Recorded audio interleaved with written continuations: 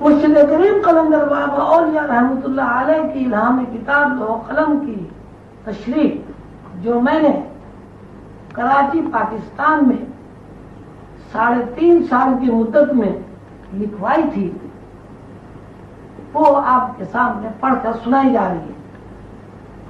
یہاں ابوظہبی میں جو ریکارڈ مجھے دستیاب ہوا اس میں 56 اور 57واں لیکچر موجود نہیں ہے، اس لیے 56 اور 57 کے لیکچر کو حذف کر کے میں 58واں لیکچر یا 58واں سبق آپ کے سامنے پڑھ رہا ہوں۔ باقی یہ جو 2 لیکچر حذف ہو گئے ہیں ان کو آئندہ کسی مناسب وقت میں دوبارہ پڑھ دیا جائے گا، یا کوئی ایسی صورت اختیار کی جائے گی کہ یہ تشریح لوح قلم میں شامل کر لیا جائے۔ 58واں لیکچر 4 دسمبر 1985 کو D32 بلا کے نارتھ ناظم آباد میں دیا گیا، اور وہ اس طرح شروع ہوتا ہے۔ پچھلے اسباق میں اس بات کو بہت زیادہ تفصیل کے ساتھ بیان کیا گیا ہے کہ کائنات میں کسی بھی چیز کی حیات کا تعلق 2 رخوں پر ہے، ایک رخ باطن ہے اور دوسرا رخ ظاہر ہے۔ باطن رخ کو ہم نے زمانے سے متعارف کرایا ہے اور ظاہر رخ کو مکانیت کا نام دیا ہے۔ یعنی کسی چیز کی حیات کے بارے میں جب ہم تذکرہ کرتے ہیں تو ہمارا منشا زندگی کے 2 رخوں کو بیان کرنا ہوتا ہے۔ زندگی کا ایک رخ زمانیت ہے اور زندگی کا دوسرا رخ مکانیت ہے۔ انسانی زندگی کے تمام نقش و نگار، انسانی زندگی کی جسمانی تمام حرکات و سکنات اور اعمال مکانیت ہیں، اور انسانی زندگی کے نقش و نگار اور اعمال و حرکات جس بساط پر قائم ہے وہ زمانیت ہے۔ زندگی کا کوئی عمل، کوئی نقش و نگار، کوئی حرکت زمانیت کی بساط کے بغیر موجود نہیں ہے۔ زمانیت مادی آنکھوں سے نظر نہیں آتی، اور زمانیت جو مادی آنکھ سے اوجل ہے اس کو ابدال حق مرشد کریم قلندر بابا اولیاء نے نسمہ کہا ہے۔ نسمہ ایک روشنی ہے، یہ روشنی 2 سمتوں میں سفر کرتی ہے، ان میں سے ایک رخ کو گریز کہا جاتا ہے اور دوسرے رخ کو کشش کہا جاتا ہے۔ یہ بات آپ کو اچھی طرح بتائی جا چکی ہے کہ نسمہ روشنی ہے اور انسان کی ذات روشنیوں کا مجموعہ ہے۔ یہ بات بھی ذہن نشین کرائی جا چکی ہے کہ انسان کہیں سے آتا ہے کہیں چلا جاتا ہے۔ انسانی زندگی کا ہر لمحہ ظاہر ہو رہا ہے اور چھپ رہا ہے۔ انسانی زندگی کے ماحوسات ایک طرف پیدا ہو رہے ہیں اور دوسری طرف فنا ہو رہے ہیں۔ انسان کی ذات کے اندر جو روشنیاں کام کر رہی ہیں، ان روشنیوں کے اندر مسلسل 2 حرکتیں واقع ہوتی رہتی ہیں۔ ایک حرکت کشش ہے، یعنی انسان اپنی بساط کی طرف کھینچ رہا ہے۔ دوسری حرکت یہ ہے کہ انسان زندہ رہنے کے لیے، حرکات و سکنات قائم رکھنے کے لیے روشنیاں اپنے اندر جذب کر رہا ہے۔ وہ حرکت جو اس ہستی کی طرف کھینچ رہی ہے، جس ہستی کے حکم سے کائنات وجود میں آئی ہے، اور وہ روشنی جو گریز کی شکل میں اس روشنی سے ان انوار سے دور کر رہی ہے، صفت بشری ہے۔ ان دونوں صفات میں ہر صفت ایک اصول کی پابند ہے۔ دنیا میں رہتے ہوئے کوئی آدمی جتنا گریز میں، خارجی دنیا میں مستغرق ہو جاتا ہے، اسی مناسبت سے وہ کشش کی روشنیوں سے دور ہو جاتا ہے۔ اور جو آدمی کشش کی روشنیوں یا انوار سے دور ہوتا ہے، اسی مناسبت سے اس کی ذات کے اندر روشنیاں یا انوار ظاہر ہوتے رہتے ہیں۔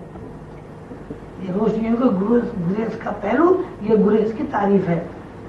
جتنا جتنا آدمی گریز میں داخل ہوتا رہتا ہے، بالفاظ دیگر اس کی دلچسپیاں مادیت، مکانیت اور کثافتوں میں زیادہ ہو جاتی ہے۔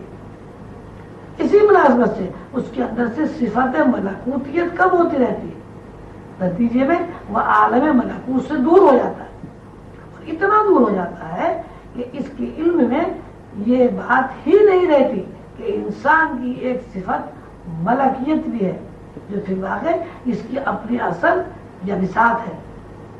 ایک وقت ایسا بھی آتا ہے کہ انسان عقیدے کے اعتبار سے اتنا دور ہو جاتا ہے کہ اس کی تمام تر دلچسپیاں مکانیت میں مجتمع ہو جاتی ہے، اور صفت ملکیت سے انکار کر بیٹھتا ہے۔ یہ وہی صورتحال ہے جس کے بارے میں قرآن پاک میں اللہ تعالیٰ کا ارشاد ہے، ہم نے ان کے دلوں پر مہر کر دی اور کانوں پر مہر لگا دی اور ان کی آنکھوں پر پردے ڈال دیے اور ان کے لیے عذاب علیم ہے۔ عذاب علیم سے مراد یہ کہ وہ صفت ملکیت سے محروم کر دیے گئے۔ عالم ملکوت یا عالم ناسوت میں زندگی گزارنے کا یہ فارمولہ بیان کر دیا گیا ہے۔ اس فارمولے کی مزید وضاحت کے لیے یہ بیان کر دینا ضروری ہے کہ روشنیوں کی ایک معین مقدار ہوتی ہے جو ملکیت اور بشریت کا توازن برقرار رکھتی ہے۔ روشنی کے توازن میں اگر مقدار کم ہو جائے تو حیوانی اور مادی تقاضے بڑھ جاتے ہیں۔ یہ بات ذہن نشین رکھنا ضروری ہے کہ صفات ملکیت عالم امر میں صعود کرتی ہے، یعنی انسان کے اندر بشری صفت کے متضاد ملکیت کی صفت ایسی صفت ہے جو انسان کو حاکم مطلق اللہ کی طرف کھینچتی ہے، اور اللہ کی طرف کھینچنا ہی عالم امر میں صعود ہے۔ اس کے برعکس جب انسان کے اندر بشری تقاضے بڑھ جاتے ہیں، انسان کا استغراق مکانیت یا خارجی دنیا میں بڑھ جاتا ہے۔ جیسے جیسے ملکیت کی صفت کم ہوتی رہتی ہے، اسی مناسبت سے انسان کو مادی تقاضے، مادی کشش یا مکانیت کی دلچسپیاں اسفل میں کھینچ لاتی ہیں۔ ظاہر انسان یا آدم جتنا اسفل کی طرف پڑتا ہے، اسی مناسبت سے اس کے اندر کثافتوں، کشش ثقل کا اضافہ ہوتا چلا جاتا ہے۔ بالفاظ دیگر اس کی توجہ عالم امر سے ہٹ کر عالم ناسوت کے خارجی دنیا میں قید ہو جاتی ہے۔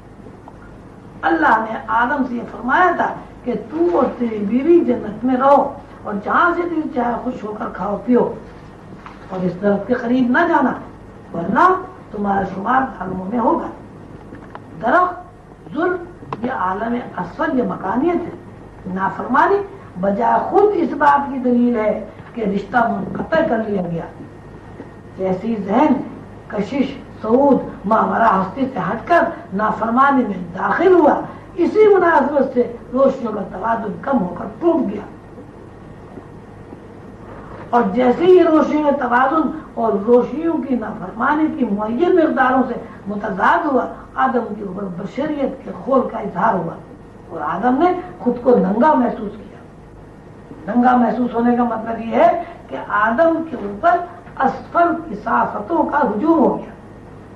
جیسے آدم کے اوپر کثافتوں کا ہجوم ہوا تو کثافتوں کے بوجھ کی وجہ سے آدم نے خود کو جنت کی فضا سے الگ کوئی چیز سمجھا۔ اس بات کی وضاحت کے لیے اس طرح بھی بیان کیا جا سکتا ہے کہ جب آدم کی دلچسپیاں، آدم کے اندر کام کرنے والی روشنیاں اصل کشش سے یا عالم امر سے دور ہوئی تو کثافتوں اور ثقل کی روشنیوں نے آدم کو کھینچ لیا۔ کثافتوں اور ثقل کی کشش نے جب آدم کو اپنی طرف کھینچا تو آدم اصل میں قید ہو گیا، یعنی جنت کی فضا نے آدم کو رد کر دیا۔ اسی بات کو قرآن پاک میں بیان کیا گیا ہے۔ اللہ تعالیٰ فرماتے ہیں ہم نے انسان کو بہترین صنائی کے ساتھ پیدا کیا اور پھر اس کو اسفل سافلین میں پھینک دیا۔ یعنی آدم نے جب کشش اور صعود سے، عالم امر سے، ملکیت سے اپنا رشتہ منقطع کر لیا تو اس نے اسفل میں کھینچ لیا، اللہ نے اسفل میں پھینک دیا۔ آدم جب تک کشش ثقل میں داخل نہیں ہوا تو ضمانت میں ہے۔ آدم جب تک کشش ثقل میں داخل نہیں ہوا تو ضمانت میں ہے، یہ ضمانت میں تھا۔ جب آدم نے نافرمانی کی، نافرمانی کے بوجھ نے، نافرمانی کے احساس نے آدم کو مکانیت میں داخل کر کے قید کر دیا۔ اس قانون سے تسخیر کائنات کے اس فارمولے میں یہ بات پوری طرح ثابت ہو جاتی ہے کہ جس طرح آدم نے کشش سے گریز کر کے اپنے اوپر ملکوت کے دروازے بند کر لیے، اسی طرح گریز کر کے کشش میں داخل ہو جائے تو اس پر عالم ملکوت کے دروازے کھل جاتے ہیں۔